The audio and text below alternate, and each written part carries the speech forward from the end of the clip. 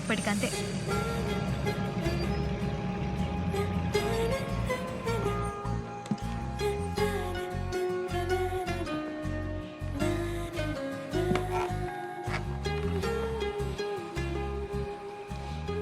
తేజస్విని, తేజస్విని కాదు, తేజు. తేజు, హ్మ్, నేను నీతో చాలా విషయాలు చెప్పాలి. చెప్పు. నేను అది కరెక్ట్గా చెప్పలేను, అందుకే రాశాను. నువ్వు రాస్తావా? స్కూల్లో ఉన్నప్పటి నుంచి నేను కవితలు రాసేవాడిని. చదువు. ఒక్క మనిషితో 5 నిమిషాలు కూడా టార్చర్గా అనిపిస్తుంది. ఒకరితో జీవితాంతం కలిసి ఉన్నా కూడా అనువంత అసంతృప్తి కూడా రాదు.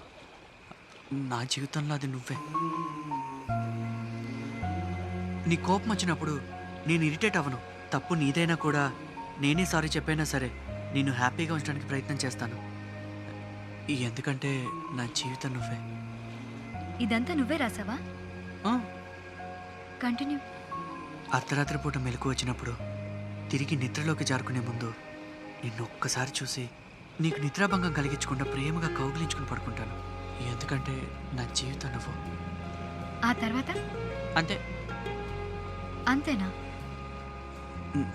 నీకు నచ్చలేదా? నువ్వు నచ్చా. యాక్చువల్లీ ఫస్ట్ టైం నిన్ను చూసినప్పుడు నువ్వు ఇంత రొమాంటిక్గా నేను అనుకోలేదు. ఇప్పుడు రొమాంటిక్ అనుకుంటున్నావా? Kind of. నీలాగా నేను పొయిటిక్గా రాయలేను. మరి ఐమ్ డిఫరెంట్. ఎలా డిఫరెంట్? వెళ్దామా? డిన్నర్ టైం అయిందా? లేదే. రూమ్లోకి వెళ్దామా అని అంటున్నా.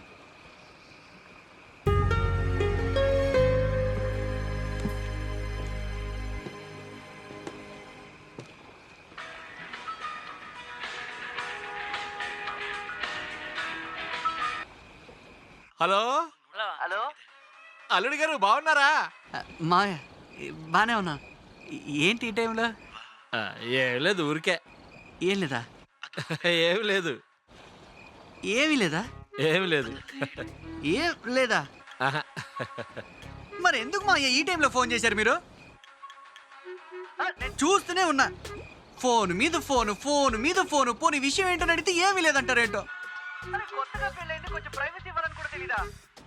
నీ వయసు తగ్గట్టు ప్రవర్తించరా రే. పెట్టారు ఫోన్. అలాగే అల్లుడి గారు. ఏమే, అల్లుడి గారు ఫోన్ కట్ చేయడానికి ఇష్టపడట్లేదు. అందరి గురించి అడుగుతూనే ఉన్నాడు. ఎంత మంచివాడు.